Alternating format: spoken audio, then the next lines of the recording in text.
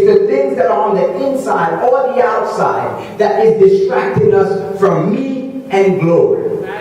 The problem with church folk today, Sister Patsy, is that they believe that if they hold on to these things and they just dibble and dabble in it a little bit, that it's not the same sin. I'm going to go to the girl and I'll sleep in her bed, but I won't touch her. The same sin, because the Bible says you should shun the very appearance of evil. And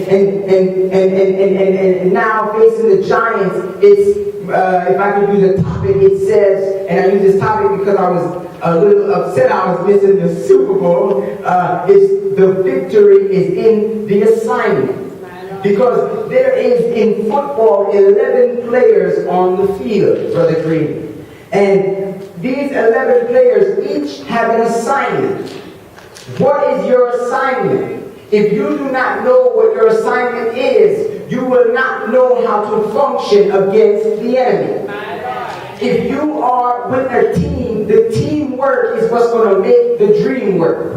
There's no iron team. It does not matter how good you are at something outside of church. That does not make you effective in it inside of church. The problem with church folk today is that they are facing these giants and they still want to come and worship like ain't nothing going on. I need some real folk who know that they've been through some stuff. The storms of life are raging and they don't know what they're going to do, what's going to help them to face tomorrow. So what happens is the giants in our life start to consume us. And like it says, the Israel saw the 9-foot man and they ran. They saw the giants, which I hope the Patriots are seeing the giants tonight, and they are running. They are fleeing from him because he was so big. It's never how you start the race, it's how you finish. The Giants is not the greatest team. They're the greatest team to me, but in reality, they lost some games. They finished the regular season, I believe it was 8-7 or 7-8. But they're in the Super Bowl. They finished off strong. It is never how you go in, it's how you come out.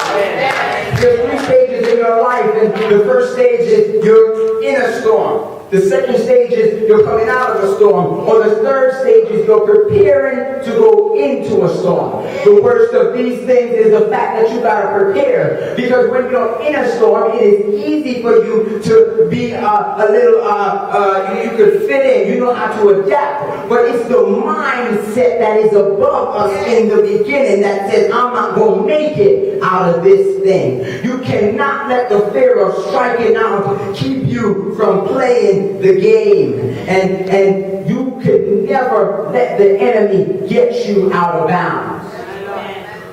When the team has the ball, when Victor Cruz is catching that ball tonight, he is running down the sideline, but if he is focused on the enemy and the giant that is coming his way, he is going to then step out of bounds. What happens is the clock stops. There is no way for him to come back inbounds and get to that touchdown if he is focused on that enemy that's coming at him. He will then step out of bounds and he will have to start all over. If you continue to focus on the negative people in church, you continue to focus on the people who tell you that you will never get that touchdown, you will never get it. The reality of it is, don't let nobody turn you into no fool. If you are not working towards something, it does not come easy. And if it came easy and you got it for free, you will never know how to handle it. The problem with us is God is giving us something, but the problem is we don't want to see what it's going to take for us to get to it. We don't want to wait and see what the end result is. We just want a touchdown. You can't let the enemy recover your fumbles. You can't let the enemy recover a teenage fumble. Reverend Green, as close as we are, if you drop the ball on something, I want to be right behind you to pick it up because I know what it's like to drop the ball. But some of us are too saved. We don't know what it's like to drop the ball. We don't know what it's like to mess up. We don't know what it's like to go through some storms. The first thing we want to do is talk about, man, I knew she was going to fail. I knew he was going to fail. He ain't have it in him. The truth is, God has given you assignment, and the victory is in the assignment only if you go through with it. If you do not go through with your assignment, you will never see what the end result is. I believe Sister Paulson had the testimony tonight. I just want to see heaven. I just want to experience heaven. I don't care what it's going to take me to get there. I need to experience heaven. I don't want nobody recovering my fumbles, and I don't want anybody recovering my brother and sister's fumble. I was speaking to somebody today, and they said that the division and the separation is what's keeping the church down. I believe that that's the absolute truth. But if your mind does not want to change, your heart will never be there. It's easy for you to love somebody in your head. It's hard to love somebody with your heart. You gotta love somebody with your heart. I don't like certain folk, and that's all right. That's all right. But I'm still trying to get to glory. And if I hate you, I'm never gonna get there. Stop holding the grudge in your word, because the enemy is recovering that fumble.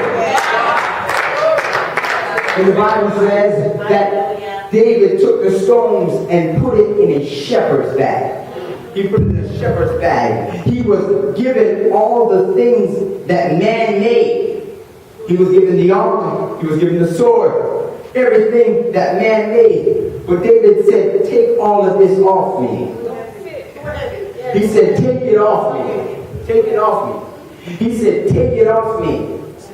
I'm going to go in the name of the Lord. If I got Jesus, I don't need nobody else. If I got Jesus, I don't need nothing else. And the funny thing, if you go later on down in Samuel, it says that Saul then grudged David. The funny thing is, David could have took his armor and fought with it. That's the funny thing about people. People will then give you something, and then they'll talk about it later on. They'll talk about, I gave you that. I remember when I did this for you. I remember when I did that for you. I'd rather nobody do nothing for me. I'd rather you not cook me no dinner on Sunday. If you're going to talk about I can't be a house eating your food, don't cook for me. It's all right, because McDonald's drive-thru open 24 hours. And what embarrassing that is, you got to understand that you cannot continue to do things for God and then talk about it. You can't walk around talking about, well, I did this in church. Why God ain't blessing me, but He's blessing her. Brother Green, I saw you get a little nice gift the other day, and believe me, I rejoice with you, because I know that my blessing is on the way. And because we are facing giants, I don't want to be separated from you. I don't want you to walk away from me because you see the height of your giants. I want to walk hand in hand with you, because I know that as an Israelite, I know as a Baptist Church of God member, we got to get to